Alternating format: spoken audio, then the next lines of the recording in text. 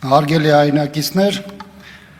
բանակում բարեփոխումներ անելու եւ դրական արդյունք ակնկալելու համար առաջին հերթին անհրաժեշտ է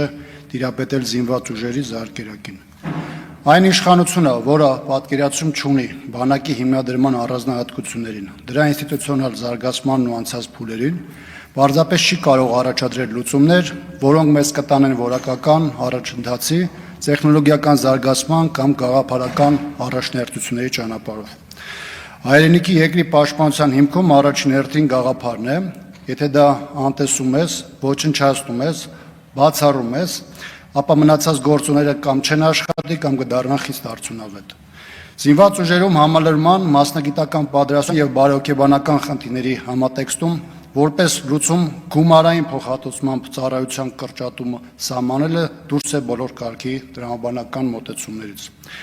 Սոցիալական բևեռացումից մինչև արդարության կոպտագույն խախտումներ, որոնք արտահայտվում են իշխանության առաջ քաշած նախաձեռնությամբ, գալիս են լրացնելու առանց այդ էլ ներհասարական կյանքում տեղ գտած սևերի ու սպիտակների, ունևորների ու չունևորների բազմաթիվ հակադրությունները։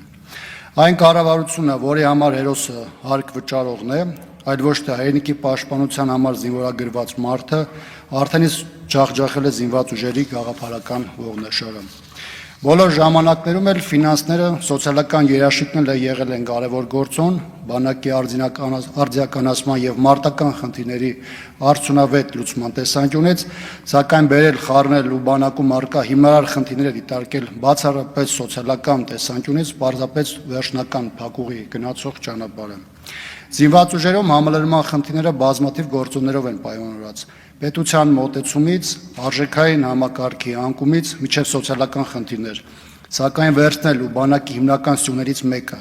պարտադիր ժամկետային ծառայությունն այս աստիճանի խեղաթյուրել իր մեջ ազգային անվտանգության սպառնալիք է պարունակում։ Բանակը փորձադաշտ չէ, որտեղ կարելի է այս կամ այն քմահաճույքը կամ ցանկությունը փորձարկել, այստեղ կան սկզբունքներ, որոնք անխախտելի են։ Հատկապես, որ մեր շուրջ ռազմաքաղաքական իրադրությունն էականորեն չի փոփոխվել եւ այս փոփոխությունը մեզ առավել խոցելի է դարձնելու։ Պարտադիր ժամկետային ծառայության հարցում իշխանության մոտեցումը մեկ այլ բան ակնհայտ դարձրեց։ Զինված ուժերում կոռուպցիոն դրսևորումների, արկա սողանցքների հաղթարման կամ դրանց նվազագույնը հասնելու խնդիրը իշխանությունը տապալել է եւ հիմա ծաղկող արատավոր բարքերը փորձում են ճակերտավոր լուծել դրանց օրինականացման եւ կոնֆլիկտը ներհասարական դաշտ մղելով։